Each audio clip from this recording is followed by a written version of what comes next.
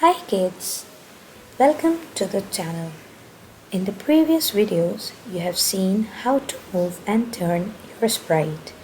In this video, we will learn how to draw a square in Scratch. In order to start drawing, we first click on the icon that is when flag clicked. Now, let's try to draw a line, and whenever we have to draw anything, we go to the pen block and put the pen down. Let's try drawing a red color square. So I'll pick this command which says set pen color to. Let's quickly go to the motion block and start drawing a square.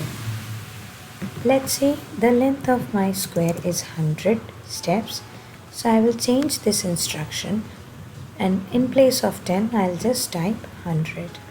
Now it's time to turn our sprite. So after drawing one line, I want to turn my sprite in the down direction. So I selected 180 for down and then I dragged point in direction instruction. Now I have to draw a line in the downward direction. So I will place move 100 steps. Now we have to turn the sprite again. And where do we have to turn the sprite? To the left side. So we'll pick -90 and make our sprite take a left turn. Now we will quickly draw a line in that direction, and after drawing a line in the left direction, it's time for us to now move our sprite up. So select point in direction 0 for up and move 100 steps. Let's execute the instructions and see what is the result. Whoa, we got a square made. I believe that right now the thickness of the lines is very weak, right? So let's make our line a bit broad.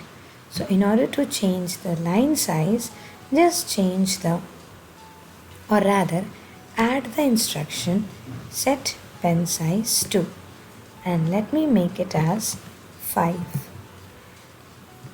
And now what I'll do is I'll just put a clear command so that my previous image, this red color square, is erased, and I'll quickly go to the motion block and I will ensure that my sprite is always facing right side whenever it is drawing a figure. So let's execute and see what we get.